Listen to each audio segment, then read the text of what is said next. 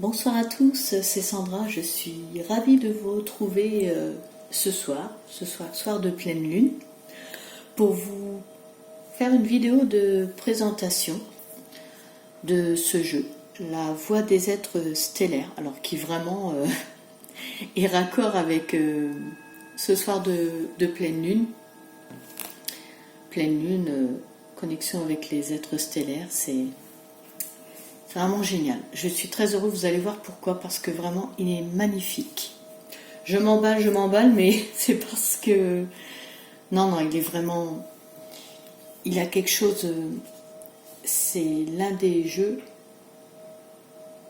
vraiment que je trouve qui est indispensable dans une collection en fait. Parce qu'il est très puissant. Et je vous dis réellement en pensant. Donc, allez, on y va pour la présentation. Alors, c'est un jeu de Rebecca Campbell et qui est illustré par Daniel Noël. Il est sorti aux éditions Exergue. Alors, la boîte est très jolie. Alors, ils ont... Si ça vous dit quelque chose, un petit peu, les dessins, tout ça, c'est normal. C'est parce que, en fait, Rebecca et Daniel ont déjà fait l'oracle des artisans de lumière. Et vous allez voir vraiment, il y a des similitudes. En tout cas dans les illustrations.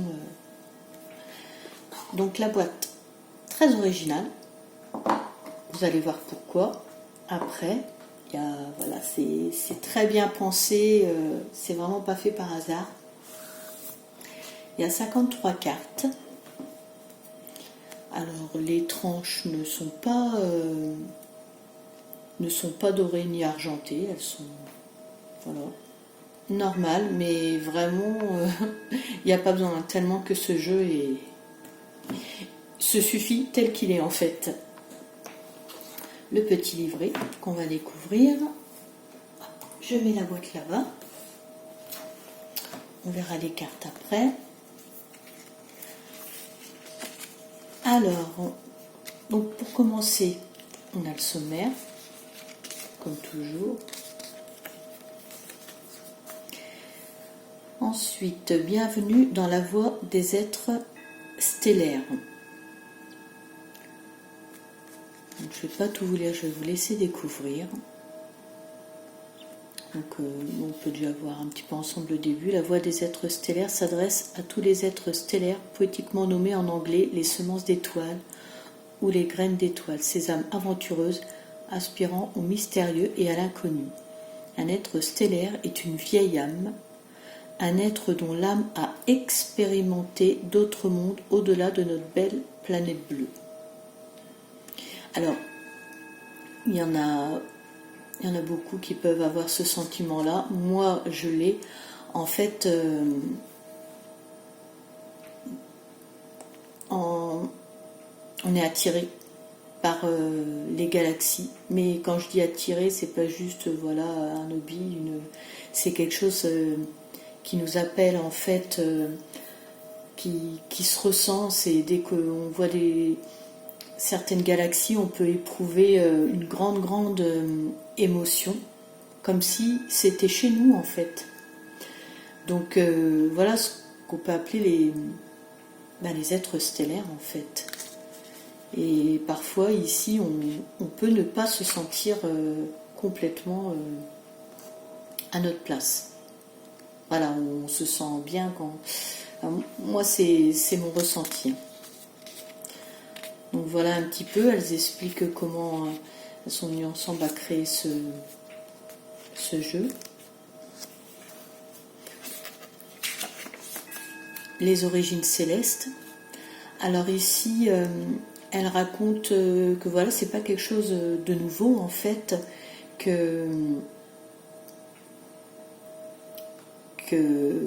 les théologiens, les philosophes, les mystiques, les scientifiques, les visionnaires, les saints, les poètes, les sages à travers les âges, tous ils ont tenté de résoudre le grand mystère des étoiles, ils ont étudié, et puis donc après elle raconte que par le monde on voit bien qu'il y a des choses qui ont été faites mais de façon très troublante, alignées parfaitement à certaines étoiles ou à certaines constellations.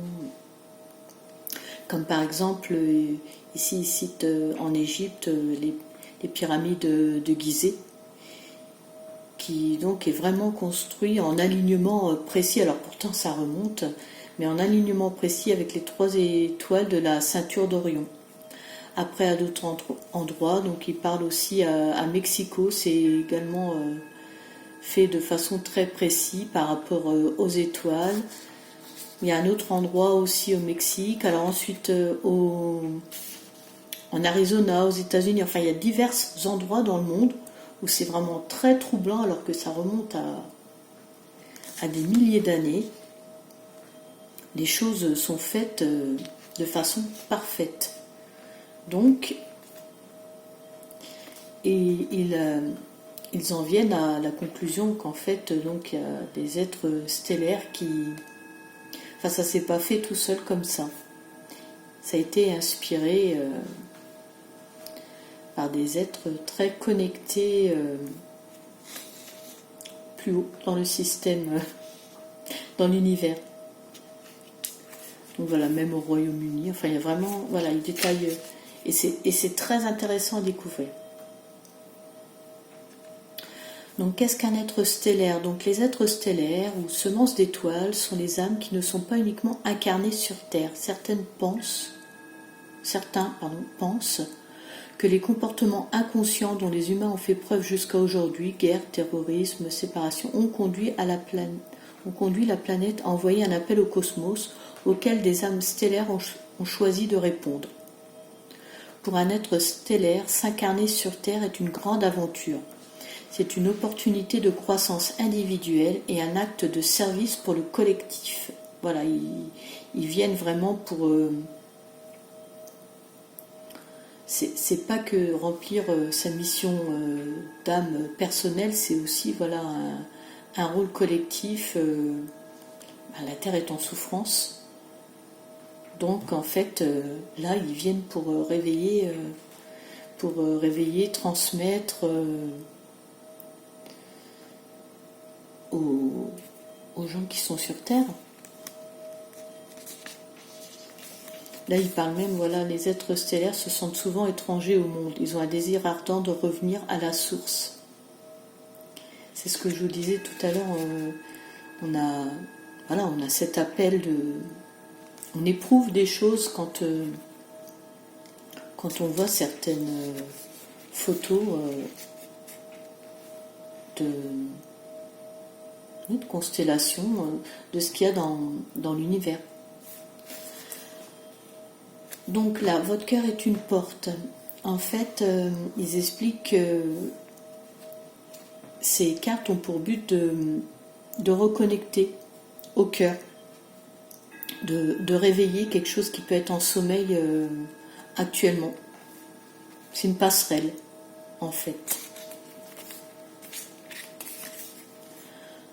Comment vous vous connectez à votre oracle? Donc là, elle nous a très gentiment mis un texte à dire pour activer cette belle connexion avec les cartes.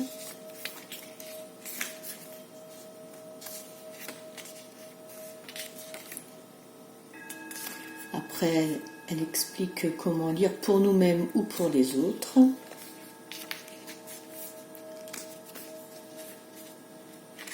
Et que voilà, après, c'est chacun fait selon son ressenti, mais voilà, bien souvent, oui, ils mettent dans les livrets comment voilà consacrer, s'aligner avec notre oracle.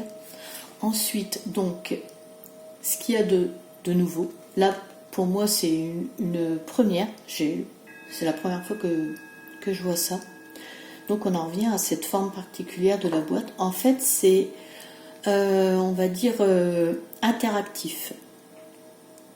Interactif parce que elle explique qu'on peut s'en servir de présentoir, par exemple. On met la carte comme ça, on peut poser sur un hôtel qu'on a fait ou le mettre à un endroit sur notre table de nuit pour voilà, être bien en connexion avec la carte qu'on a tirée. Ou sinon, après, il y a,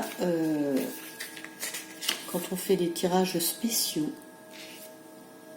donc façon de mettre les cartes pour en fait créer une activation. Vous allez voir, je ne vais pas tout vous dire, je vais vous laisser découvrir, mais voilà, il y a certains tirages qui du coup vont vraiment chercher loin, normal, parce que c'est un peu pour réveiller notre âme d'être stellaire, ou après on peut s'en servir pour avoir, faire un tirage, c'est pas que pour réveiller notre âme. Après, on peut s'en servir pour converser avec des êtres stellaires qui nous regardent et puis qui veulent nous donner des indications pour nous, pour nous permettre d'évoluer. Après, voilà, vous en faites ce que vous voulez. Et puis ensuite, on arrive au message et interprétation des cartes. Donc on reprend la carte avec les petits mots clés. Il y a une phrase avec des petits mots clés. Après, on a un texte pour expliquer. Et soit un petit paragraphe d'activation ou de contemplation selon les cartes.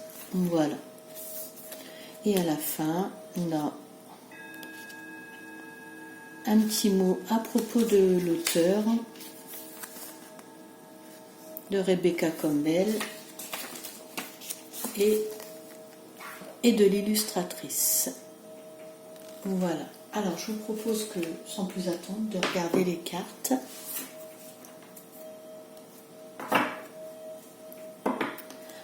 Alors bon, je les ai regardées avant de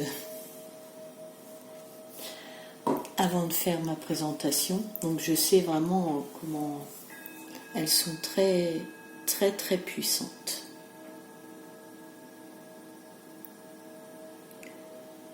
Moi, je sais que ça a été tout de suite, quoi. La connexion, j'ai vraiment ressenti des choses très fortes et pas méconnues pour moi. Et la qualité des cartes, vraiment, alors elles sont vraiment costauds. Elles ont un effet un peu peau de pêche douce. Elles sont très très agréables.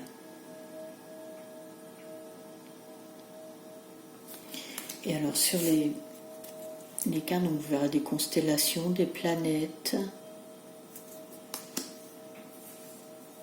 des références à des dieux.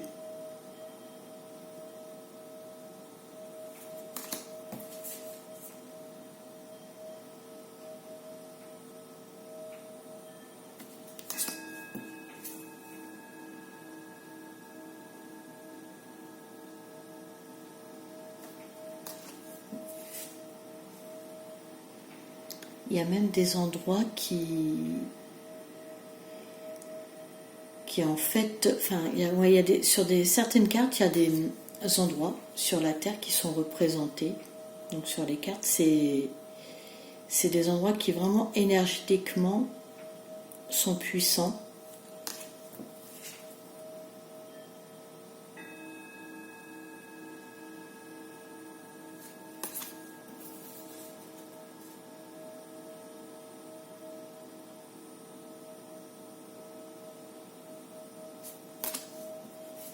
En fait, je pense, voilà, il n'y a pas besoin de trop en parler, en fait. Il y a juste à vous imprégner des cartes. Elles parlent d'elles-mêmes, elles se suffisent.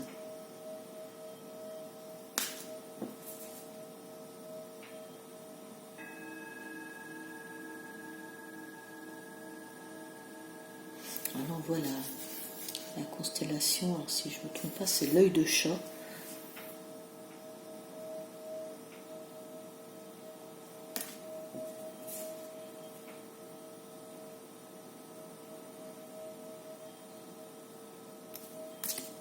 On le ressent, il y a vraiment quelque chose de très spécial qui ressort de ces cartes.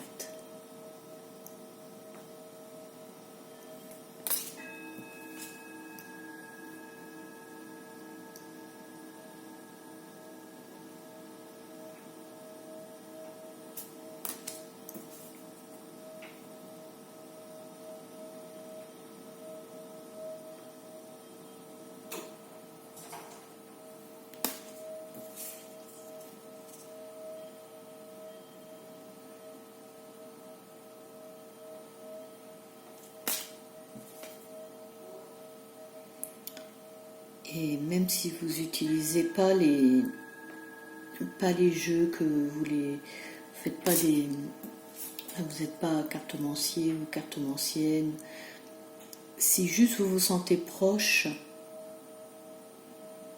du cosmos, ben je vous le conseille parce qu'en fait, il va réveiller des choses en vous, il va vous faire comprendre des choses. Et vraiment, ils ont bien bossé pour les illustrations, c'est magnifique.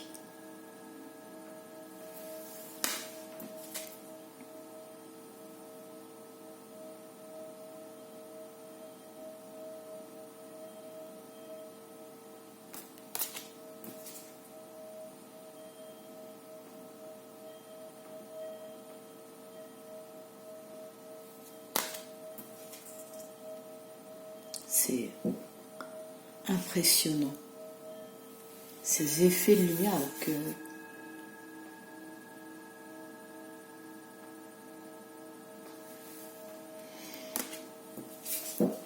alors que bon, ce sont des cartes, mais c'est comme si elles étaient en 3 dimensions.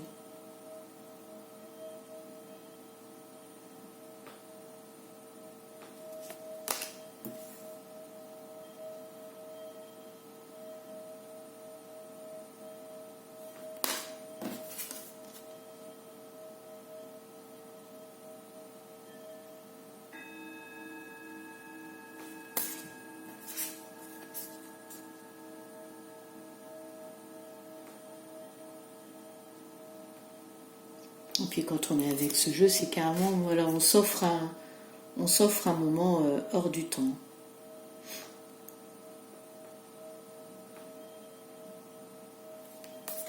On s'offre un beau moment de connexion.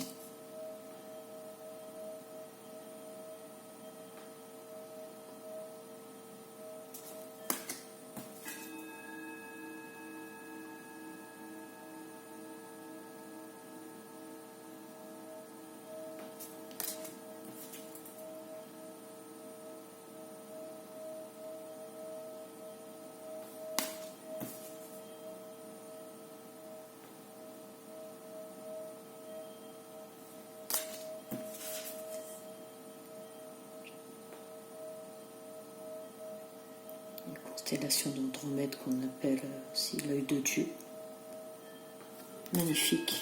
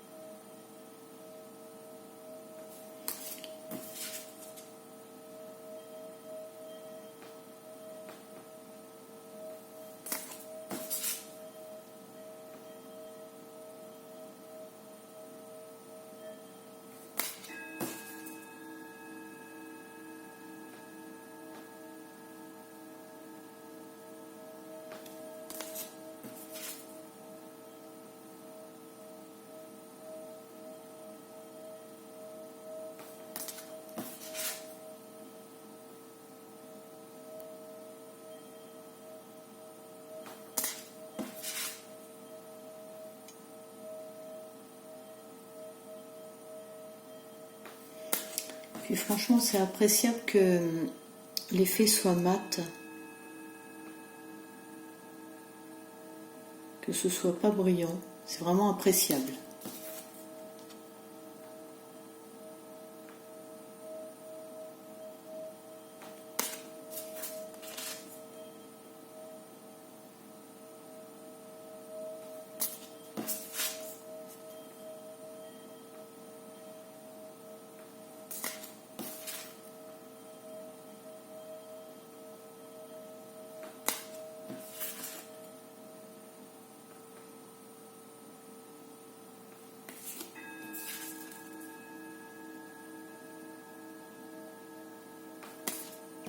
Et la petite dernière, vous n'êtes pas seul. Alors voilà, j'espère que cette vidéo vous aura donné envie de vous le procurer, parce que vraiment moi je trouve que c'est un bijou. Bon bah voilà, on va se quitter. Je vous remercie de m'avoir suivi. Je vous invite à me laisser un commentaire si vous aussi vous l'appréciez, enfin même si vous ne l'appréciez pas, laissez-moi un commentaire de ce que vous pensez. Je vous invite à vous abonner si ce n'est pas encore fait. Et puis bah écoutez, je vous remercie de m'avoir suivi et je vous dis à très vite. Au revoir, à bientôt.